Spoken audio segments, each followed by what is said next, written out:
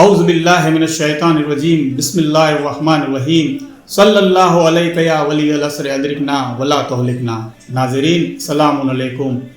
હું આપ સર્વોને સૌપ્રથમ તો ઈદ અકબર એટલે ઈદ ગદીરની મુબારકબાદ પેશ કરું છું અને આ સિરીઝમાં આપણે એવા એહતેજાજોમાંથી એક એહતેજાજ વિશે ચર્ચા કરશું કે જેમાં અલી અલૈહિસ્સલામની બિલા ફસ્લ ખિલાફતને સાબિત કરે છે। આપણે જાણ્યું કે હજરત રસૂલે ખુદા સલ્લલ્લાહુ અલૈહિ વસલ્લમની શહાદત બાદ લોકોએ હજરત રસૂલે ખુદા સલ્લલ્લાહુ અલૈહિ વસલ્લમની વસિયતને પીઠ પાછળ ફેંકી દીધી અને ઉમ્મતના સામરીએ લોકો પાસે ઉમ્મતના પસ્ત માણસની બૈયત લેવાનું શરૂ કરી દીધું અને પોતાની રીતે ખલીફા નિયુક્ત કર્યા। લોકોને આ માટે ધમકાવ્યા, બળજબરી કરી અને હજરત રસૂલે ખુદા સલ્લલ્લાહુ અલૈહિ વસલ્લમના સહાબીઓને માર પણ માર્યો। પોતાના બૈયત લેવાના આ જ કામ માટે તેઓ મસ્જિદે નબવીમાં પહોંચ્યા અને ત્યાં હાજર રહેલા સહાબીઓ કે જેમણે હજી સુધી બૈયત નહોતી કરી તેમને ધમકાવી અને બૈયત લેવાની કોશિશ કરી। આ સમયે સૌથી પહેલા ખાલિદ બિન સઈદ અલૈહિ રહેમા ઊભા થયા અને કહ્યું, તું અલ્લાહથી ડર। જે દિવસે બની કુરેઝા હારી ગયા ત્યારે તું હાજર હતો અને અમે બધા રસૂલે ખુદા સલ્લલ્લાહુ અલૈહિ વસલ્લમ પાસે હતા।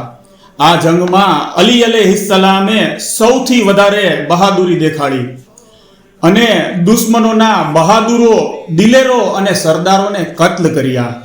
એ સમયે રસૂલે ખુદા સલ્લલ્લાહુ અલૈહિ વસલ્લમે ફરમાવ્યું, એ લોકો, હું તમને એક વસિયત કરું છું, તમે જરૂર બિન જરૂર એના ઉપર અમલ કરજો અને તેની હિફાજત કરજો।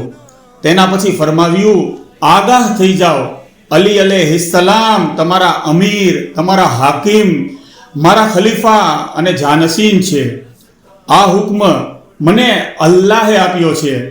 જાણી લ્યો, અગર તમે આ વસિયત ઉપર અમલ ન કર્યો અને તેમનો સાથ અને સહકાર ન આપ્યો તો તમારા દીનની બાબતો તબાહ અને બરબાદ થઈ જશે, અહેકામે ઇલાહીમાં ફેરફાર થઈ જશે અને ખરાબ લોકો અને બદકાર લોકો તમારા ઉપર હાવી થઈ જશે।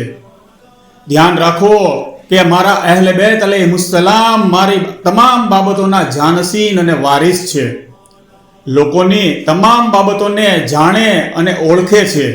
પરવરદિગાર જે મારા અહેલે બેત અલૈહિસ્સલામની ઇતાત કરે અને મારી વસિયતને પૂરી કરે તેમનો મારી સાથે શુમાર કર અને મારી દોસ્તી વડે તેમને લાભ પહોંચા કે જે આખિરતમાં નૂરાનિયતનો વસીલો છે, કે જે મારા અહેલે બેત અલૈહિસ્સલામના હક કે ખિલાફતને વેડફી નાખે તેને જમીન અને આસમાન જેટલી મોટી જન્નતથી દૂર કરી દે। આ વાત સાંભળીને બીજો હાકિમ ગમગીન થઈ ગયો અને ખાલિદ બિન સઈદ અલૈહિ રહેમા પોતાની જગ્યાએ બેસી જાય છે। આ એહતેજાજમાં આપણે જોયું કે હજરત રસૂલે ખુદા સલ્લલ્લાહુ અલૈહિ વસલ્લમે પોતાના સહાબીઓને સ્પષ્ટપણે કહ્યું હતું કે તેમના પછી અલ્લાહ તરફથી અલી અલૈહિસ્સલામ લોકોના અમીર, હાકિમ અને રસૂલે ખુદા સલ્લલ્લાહુ અલૈહિ વસલ્લમના ખલીફા અને જાનશીન છે અને જો લોકો તેમનો સાથ નહીં આપે તો ખરાબ અને બદકાર લોકો ઉમ્મત પર હાવી થઈ જશે। આજે આપણે આ વાતના ગવાહ છીએ કે હજરત રસૂલે ખુદા સલ્લલ્લાહુ અલૈહિ વસલ્લમનું ફરમાન હક હતું। લોકોએ અલી અલૈહિસ્સલામનો સાથ ન આપ્યો અને જેના પરિણામે ઉમ્મતના સૌથી પસ્ત અને હલકા લોકો હુકુમત પર આવ્યા, જેમણે દીને ઇસ્લામનું નામ ખરાબ કર્યું અને મુસલમાનો ઉપર અઢળક જુલ્મો કર્યા।